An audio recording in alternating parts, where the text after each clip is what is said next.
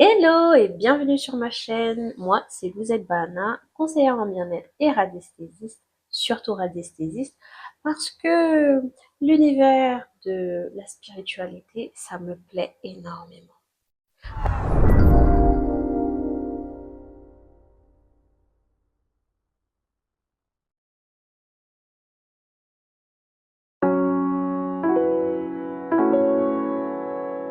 Énormément. Alors, bienvenue, installe-toi, prends un petit verre, on va boire un petit peu. Moi, avant, j'adorais boire ça. Et j'ai recommencé à boire là il y a quelques temps. C'est du lait avec de la menthe. Donc, je bois un peu.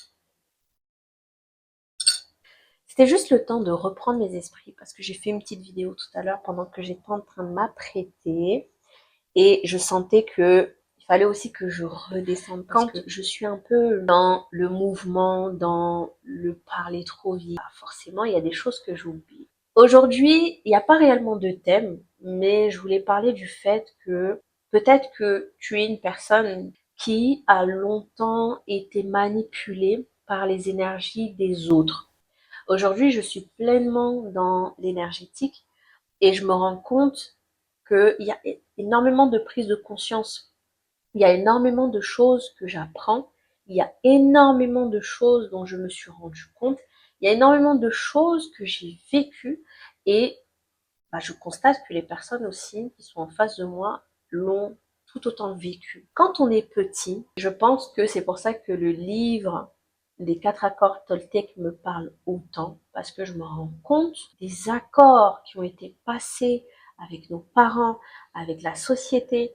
On a le rêve de la planète, c'est-à-dire que on a un collectif qui voit la vie d'une certaine manière, et ensuite on a sur le plan individuel une personne qui perçoit le monde comme on le lui a montré quand il était jeune ou elle était jeune. Vous savez, je pars toujours de mon expérience pour on ne me voit pas comme l'énergéticienne qui est juste énergéticienne.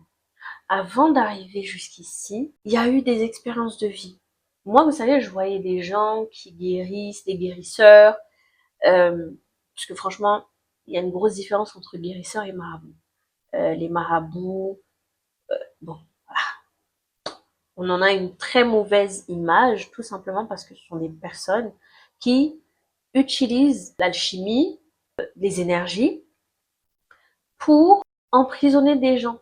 Les envoûtements, les retours d'affection et tout ça, là. Moi, je trouve que voilà, une relation qui est terminée, c'est terminé. Ça devait t'apprendre quelque chose. Maintenant, tu passes à autre chose. Mais l'être humain est accro à des sensations, est accro à des choses qui doivent se terminer en fait. C'est pour ça qu'il y a des cycles. En tout cas en France, ça se voit beaucoup plus, tous ces cycles-là. On a actuellement, on est en train d'entrer en été. On est déjà passé à l'heure d'été, mais c'est pas totalement l'été. On est au printemps encore. Après, il y a l'été, ensuite il y a l'automne, et puis il y a l'hiver. Sauf que les gens s'accrochent comme ça à des situations, et même moi, hein, des situations, des pensées, des accords qui ont été passés beaucoup plus jeunes. Quand on se rend compte, comme moi, qu'il y a des peurs, l'anxiété, des pensées, des fonctionnements qui ne m'appartiennent pas, mais que j'ai pris de mes parents, de ma famille, de mon environnement, du rêve collectif, à ce moment-là, qu'est-ce que je fais? Je modifie les choses. Je commence, et là, je reviens encore au livre des 4 accords Toltec, à me débarrasser, à briser les liens, tous les contrats, les petits contrats d'abord, parce que on ne change pas du jour au lendemain. Quand on est né, on a commencé tout de suite en fait de nous mettre dans le bain. Par exemple, quand moi j'ai accouché, on me disait non, dormez pas avec vos enfants, ne les gardez pas près de vous et tout. Et moi j'ai fait comme je le sentais. À un moment, je voulais les mettre dans leur chambre et tout, mais je disais non, mais c'est mes bébés, ils ont besoin de moi. Bon, le premier, j'ai fait ça. La deuxième, j'ai commencé un peu à me détacher parce que j'ai vu que le premier était très collé à moi. Mais il était très collé à moi parce qu'il avait besoin de cette présence, il avait besoin de se sentir en sécurité, étant donné que On part toujours du postulat que quand l'enfant naît, il faut commencer son éducation, alors que c'est de l'intérieur. On doit s'éduquer nous-mêmes avant de commencer à éduquer notre enfant.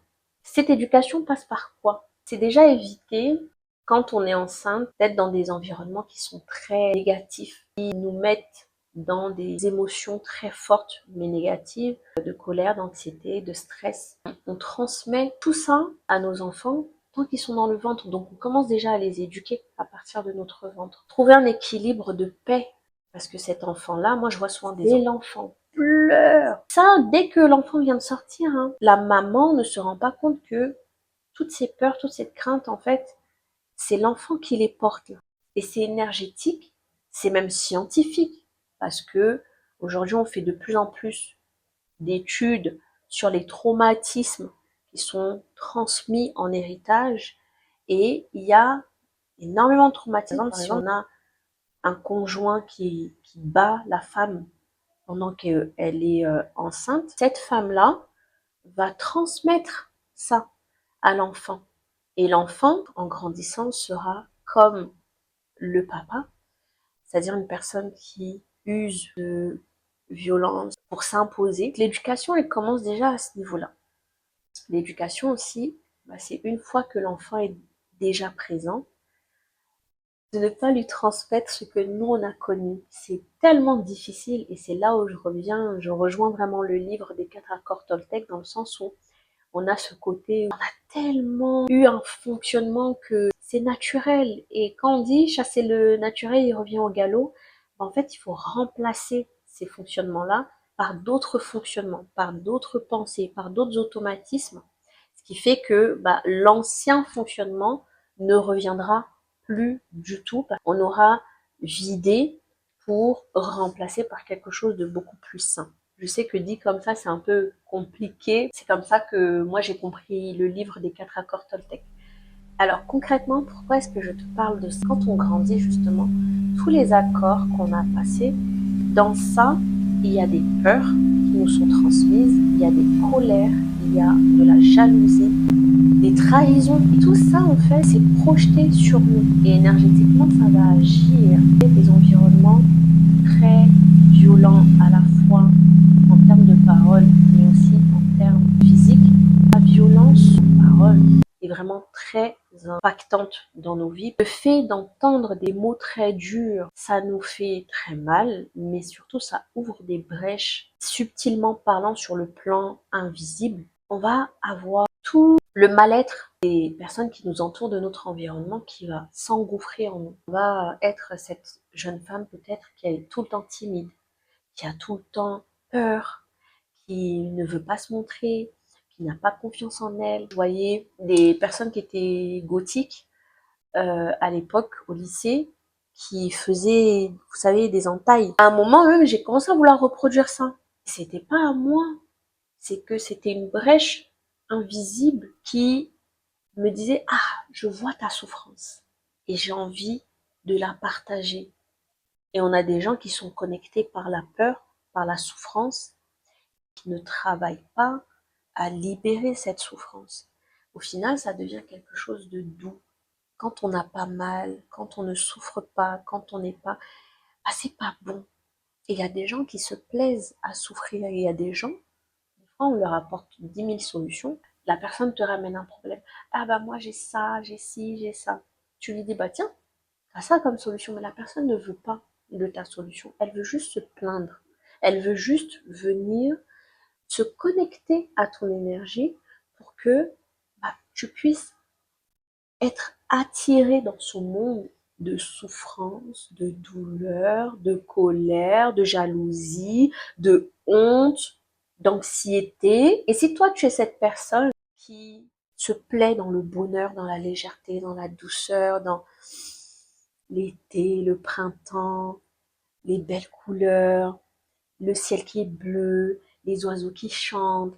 Oui, ce petit côté romantique. Non, quand tu vis avec des gens qui sont dans le bas astral, tu ne vas que vivre leur situation chaotique, problématique, leur situation dangereuse. Parce que ces gens-là, à un moment donné, ils ont un chef.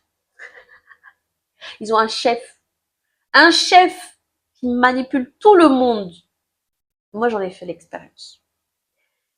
Et ce chef-là, subtilement parlant, j'ai 0404. Ça me confirme, moi, ma vérité. Ça veut pas dire que j'ai raison. C'est moi, ma vérité, que ça confirme. Ce chef-là, spirituellement parlant, subtilement parlant, c'est la personne, et j'ai fait un scan dessus, vibratoire, qui décide de préserver l'héritage de souffrance, de haine, de colère de la famille ou du clan ou de ce que tu veux, et qui décide que toi, tu veux aller là où il y a le soleil bleu, les coquelicots et autres, eh ben non, tu restes avec nous, ici là, dans la D. Tu restes avec nous, souffrir. Et tu vas souffrir. Et je vais utiliser ta lumière, tiens, pendant qu'on y est. Je vais utiliser ta lumière. Parce que je sens, je le vois, je le perçois que tu es une personne très lumineuse. Mais non, moi je détourne ta lumière et tu vas me servir. Et donc on a des personnes qui programment ta vie à ta place. Et tu vas voir que peut-être, moi je prends mon exemple, tu vas avoir des personnes qui ne voient que la terre, mais vraiment au ras des pâquerettes. On va tout le temps parler des histoires de prostitution. On va tout le temps parler des histoires d'hommes. On va tout le temps parler de ouais mais la copine, ouais mais celle-là, ah ouais mais celle-là. Donc passer notre temps à briser les autres. Quand on parle de projet, c'est parce que l'autre elle a acheté la maison et que bah comme je suis dans la comparaison et que je ne suis pas capable de créer par moi-même, je suis obligée d'aller m'agripper dans les énergies des autres pour comme ça me nourrir parce que je suis complètement vide. Et donc, on est un clan de personnes vides intérieurement. Et c'est pour ça que on a des comportements de personnes vides intérieurement. Et que les personnes qui sont un peu remplies, il faut qu'on les détruise. Il faut qu'on les mette tout le temps dans des problèmes. Il faut qu'on les mette tout le temps dans des conflits. Et j'ai regardé la vidéo de Crée du l'émerveilleuse. conflit. C'est simplement pour que tu leur accordes de l'attention, tu leur accordes de l'importance, peut-être par la peur. Surtout si t'es pas dans des modes de conflit, si c'est pas la vibration dans laquelle tu t'épanouis, parce que certaines personnes s'épanouissent vraiment au travers des conflits. C'est là où elles ont le sentiment d'être puissantes et donc d'avoir du contrôle.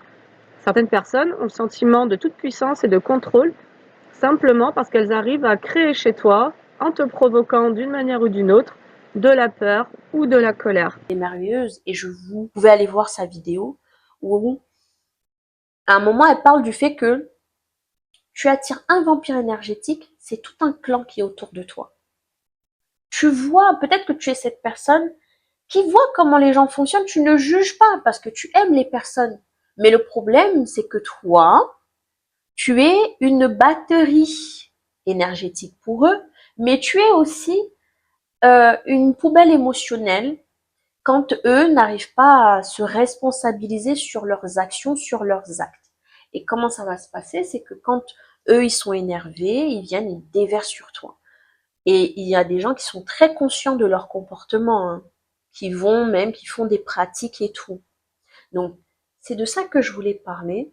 Je ferai une vidéo encore pour que mes formats ne soient pas trop longs, parce que pour les monter avec 2 enfants dans les pattes, avec plein de choses que j'ai envie de mettre en place, eh bien, ça me prend souvent un peu plus de temps et du coup, ça me décourage et j'ai pas forcément envie après de les poster.